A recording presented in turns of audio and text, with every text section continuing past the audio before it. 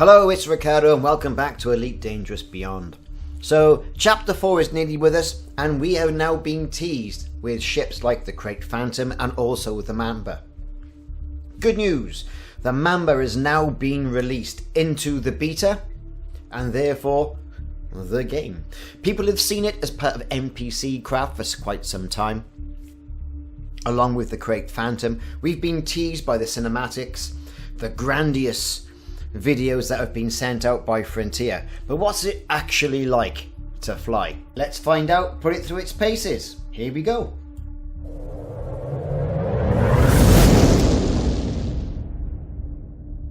So the Mamba, we have some blurb from Frontier. Based on an unreleased racing prototype, the Mamba is one of the fastest ships in production. It can also deliver a lot of punishment, boasting 1 huge and 2 large hardpoints.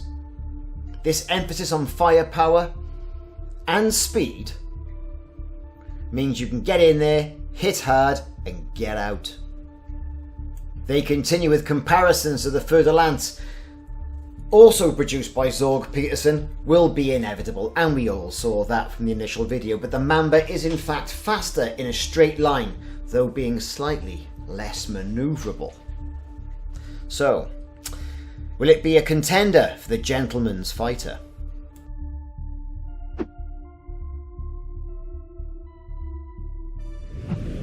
Let's get in there, look at the specs. Okay, top speed, 316 meters per second. We've got multi-crew.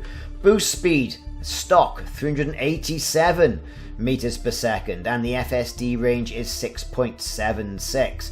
Okay, shields, 3.44. With armour at 4.14, with the hull mass as well racking in at 250 tons, with a stock cargo capacity of 20. You've got 2 small hardpoints, 2 empty large, and 1 empty huge that you can populate with all your weapons, and 6 utility mounts. Core internals, you've got a Class 6 power plant, Class 5 thrusters, Class 4 frameshift drive, Class 4 life support, and a Class 6 power distributor. So, power. To power those weapons seem to be adequate. Perhaps a little bit inadequate, I have to say, on the FSD. So let's get that bought. 49 million credits at Founders, where we currently are at. It's the beta, we can afford it. And that's what's a pretty good thing. Try those ships out. As soon as you see, right, the cockpit come into view like this, you know it looks sleek, it looks aggressive, it looks poignant, in my opinion, and it looks new. Let's take a look at the outfitting section. So, straight away at the bottom, so the jump range, 6.79, maximum jump range in its stock configuration. Top speed in stock, 318 meters per second, with a boost speed of 387. Total mass, as you can see there, you know, as things go, I'm not sure if people are going to start selling their Fer-de-Lance for it. I don't know. Hey, outfitting is outfitting. We all know about outfitting. You get 2 pulse lasers as standard, which we all know about. Adding additional ones will be no problem for all you elite veterans. So, I'm not going to go through the outfitting of this just yet. We're going to go through and just add a few weapons in, just to make things look a little bit more interesting. What we want to have a look at is the utility slots, we want to look at the core internals, we want to look at all the other items, perhaps for this ship are getting more important than weapons. So we've got 6 empty utility slots, alright, but we're going to need a kick-ass power supply to get all those powered. Core internals, of course we've got lightweight alloys, like I said, Class 6 power supply or power plant. Class 5 thrusters. I would have thought that would have been a Class 6, to be fair, for its being much touted speed. Life support, it is what it is, you know, and the Class 6 power distributor as well. Class 4 sensors and the fuel tank. The fuel tank is tiny, and there are not many optional slots as well that you're going to be able to put an additional fuel tank in there to give it the range. But I don't think this is going to be a ship you're going to go exploring in. or it shouldn't be. There are much better ships to go exploring in than this. Though if you need to go a little bit further, you're going to have to overpopulate one of your optional slots with an additional fuel tank. And of course there's a fuel scoop and all those other nastiness that comes with it. So let's get this up onto the landing pad and have a good look around. So here we are. Have a quick look around the inside of the cockpit. Nice, lovely domed canopy. Nice wrap-around canopy, or blister, as they tend to call it on all the fighters. You know, you can tell just by looking at this, this is sleek, built for speed, very good visibility around as well, and everything's nice and swish. And there's all these little sort of like nods to Zorgon Peterson around. The Zorgon Peterson name is everywhere. It's a Mamba. You got Mamba written everywhere as well, you know. Even nice little touches with Mamba, you know, written on labels around the cables and things like that. So far, knots of panels, a nice place to be. Looking from another aspect now as well, you can see my avatar there in the cockpit looking all nice and comfortable. It's a huge cockpit, even to the point where it could probably even have supported an extra pilot. You know, with the second seat slightly elevated above the main pilot seat as well, overlooking. You've got these little Zorgon Peterson and Mamba plates all over the place. Little touches that have seen that the art department of Frontier really have gone to town on this.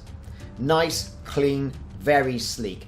Not so much like what we were seeing with the Crate Mark II, which looked like it being cobbled together with extension leads and bits of wire everywhere. This looks like it's been engineered. It looks like, you know, the art department have gone, right, okay then, it's going to be sleek, it's going to be flush, it's 49 million credits. They don't want to see a couple of extension leads and wires hanging around.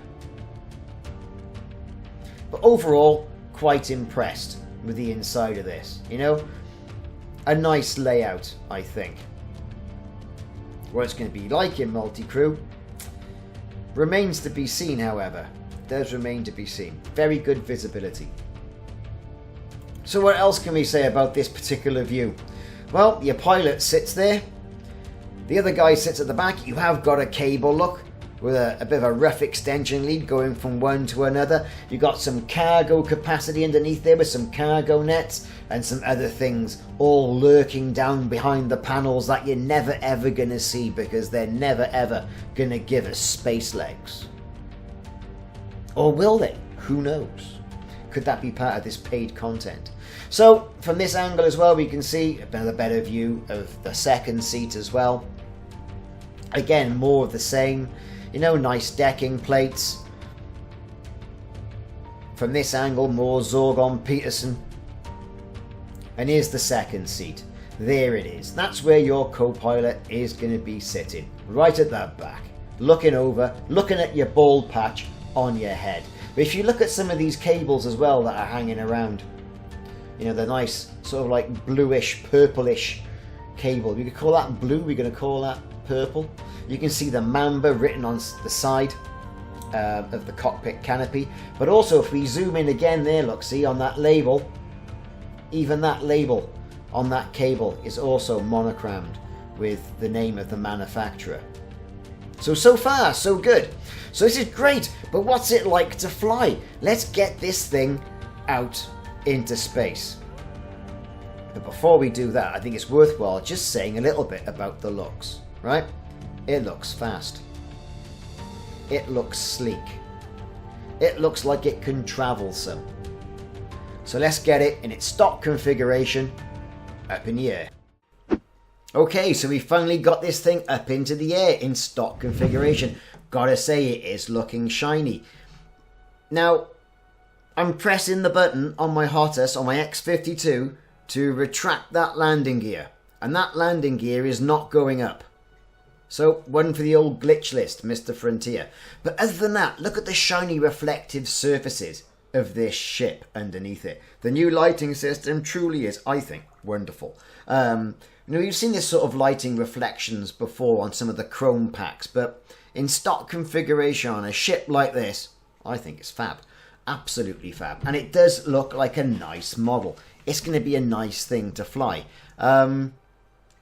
Everyone better get used to looking at it from the back, because this thing is fast. Shimmy didn't quite just get that landing gear sorted out before they released it. Anyway, looking around in space, let's get those lights turned off. So it could be blinded.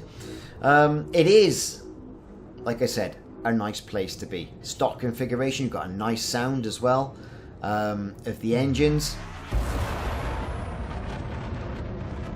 Whoa, listen to that. It's a roar. You know you were just two people sat on two engines bolted together with a little bit of a frame, aren't you? You know, that's all it is. That's all it is. Whoa, it's a roar of the engines. I like it. It's a very nice place to be. The cockpit's nice. There's just something I think about it. Yes, as they've said in the specs, it's really fast in a straight line, but not as manoeuvrable as the Fer-de-Lance. Yet it's more expensive than the Fer-de-Lance. Give us a reason to use it, Frontier. For me, I don't think it's that much of an upgrade. Other than if you're one of these ship collectors. I'm a ship collector. I've got ships everywhere. And why not? Also with this ship, you know, it looks like a racer more than a fighter, I would have said. Are we going to see racing tracks, official racing tracks within the game? Then that would be perfect for a ship like this. And even then, right, there better not be too many corners in it, because as it said, it's not as manoeuvrable in the corners. The specs with the 6 utility racks have come in great, and we all expected it to be around 50 million for Joe Public if you have not reached the dizzy heights of elite in either combat, trade or exploration, and therefore gained access to the Founders system. So like I said, in stock configuration, it's pretty good, but you're going to want to go and upgrade this, aren't you? Of course you are. So let's go and do just that. So here we are, back at Jameson Memorial. We're going to go down and we're going to have a good look and see what we can fit to this thing. Now, this is not going to be my ideal stock build. That'll probably come in a couple of weeks once we've had some play time with the ship. But, you know, we can stick some Class A products on it. Like I said, no matter what you do, you're not going to get much of a jump range out of it to go traversing the galaxy. I'm going to go for pulse lasers because you get a nice huge pulse laser. Heat is definitely going to be an issue. Heat dissipation on this ship is going to be absolutely critical, I think. So you're going to want to stock all this up with heat sinks. I'm not going to do the heat sink thing for this video, but for my proper build, when this gets released, it's going to be heat sinks all the way. Utility mounts, well, what are you generally going to need? Chaff launcher. What's this pulse bridge? Oh, that's for mining. Not going to go mining in this thing. This is for combat and speed. So you're going to need a chaff launcher to get rid of those pesky missiles and to defuse any sort of like enemy weapons lock. What else are we gonna? We're gonna need definitely kill warrant scanner, because you're gonna want to go hunting in this. You're gonna go preying on those poor people who haven't got a nicer ship as you. Now, shield boosters, we're gonna need some of those, because you don't want your nice shiny 50 million credit ship being owned by someone in a Cobra Mark IV. Okay, so we've got that. What else are we going to have? We'll leave that as it is for the time being. So, power plant, we need to upgrade that right the way to A, because we're already low on juice. And that A grade power plant is going to give us a maximum of 25 megawatts. Which isn't bad. So moving on, so we've got thrusters. We're going to need to get some thrust in there as well. Thrusters, 5A, brilliant. Frame shift drive. Now, you're going to have to go A-rated. You're going to have to go A-rated, because that 13 light year is pathetic, right? You're going to get more out of that if you're going to use lightweight engineering. You're going to get more out of that if you use the D grade modules as well. But this is not about skimping. This is about A-grading everything. Well, apart from sensors, because I don't really see the point, to be perfectly honest with you. Sensors. I know people are going to say, oh, well, you got to do your sensors. Why bother? Okay, so the fuel tank. See, capacity of 8 there. Yeah, you're going to need a fuel scoop. You're going to need an extended fuel tank in your optional internals. Let's see what we can sort out here. FSD booster, yes, you know, you can fit one of those into the smaller slots, but because it's such a pitiful jump range, you're going to have to go and do some jiggery-pokery and change your shields around. I'm going to go and get the biggest frame shift drive booster I can possibly get. Plus, what I'm going to do is I'm going to exchange that Class 5 cargo rack straight off the bat. Going to get rid of that. I'm going to get a Class 5 shield generator in there. Yes, that's going to hurt me, but then, like I said, it's not all about jump range in this ship. Jump range, I reckon, when it comes to the Crate Phantom, I'm going to be engineering that a hell of a lot different to see how far I can get. So, let's start selling some stuff. Right, because again, it's the beta. We can do what we want. This gets wiped in a couple of weeks and who cares? We're going to get all the way down. 5A shield generator. Let's have one of those. Boom. There it is. Right. 4. What are we going to put in there? Well, generally you could put hull reinforcement. You could put anything you really wanted. Put a bit of cargo back in there. But generally, you know, in hindsight, I'm going to have to want to go and put a frame shift drive booster in there. That is class floor. That is going to give me the maximum amount of additional range that I can get on this ship. Straight away, up to 22.91 light years. Now, that's one hell of a hike. So we've got to have one of them. In this internal bay, what are we going to have? Well, you know, you're going to want to go... You're going to go hunting. So you're going to want an FSD interdictor in there as well, I reckon. You know, or is it going to be more cargo? You know, you're going to need some cargo for your swag. Right? But the old frame shift drive interdictor will allow you to pull those enemy ships or wanted ships out so you can use what is being, I think, touted as the new gentleman's fighter, or, you know, the alternative, the more expensive alternative to the Fer-de-Lance, to its full potential. And of course, you're going to need a fuel scoop. Now, these optional internal slots, I mean, it's weak, right? It's really weak. It's a good job, you know, we've gained a slot from the discovery scanners within game. But enough of all this now. Let's get onto this, do a little bit of engineering, see if we can get this. I haven't got many materials to do some engineering. I can generate, I think, a grade 1 modification. Every little helps, as they say. Is that Tesco's or Sainsbury's? Anyway, one or the other. I'm going to say it's Sainsbury's or Tesco's. Right, okay, let's get this thing up now in its full configuration and see how things go. Okay, so onto the landing pad.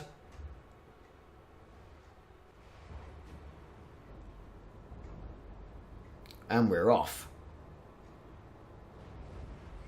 Now, because it's nice and it's a low profile of a ship, very easy to get through the aperture. I haven't hit anything yet because it's the size. It's as thick as a digestive biscuit. Let's face it. You know, it's built for speed. You can hit that boost and get right through it. Look at the boost speed, the roar of those engines. Absolutely great. Now, here's the thing. Are you gonna buy one? That's the big question. I don't know. To be a completist and own the ships in the game, I could. And I've got the money. And it'd be good to see, to engineer how fast this thing can go and how fast you can get it to jump. I just don't know if I'm quite there yet. I mean, I like exploration. I like trading within the game. I like seeing the sights. For a lot of people, it's all about combat and player v player. For me, not so much about that. I like other aspects of the game. You know, the Mamba. It is a nice ship. I'm just a little bit disappointed perhaps on the optional internals. But you've got to look, like I say, of the role of the ship and what the ship is actually meant to do. It's a fighter. You will not go traversing the universe, or sorry, the galaxy in this. It's not for long haul. It'd be interesting to see who exactly does do a long haul in this ship. Anyway, there you go. This has been my first look at the Zorgon Peterson Mamba. We've been teased about it, and now it's here. Thanks very much for watching. If you haven't done so, click that like and subscribe button and also that notification icon. I've been Ricardo. This has been this video we've all been waiting for some of the ships for Chapter 4. Please check back for more videos in the series. Check back for more videos on other games. See you soon.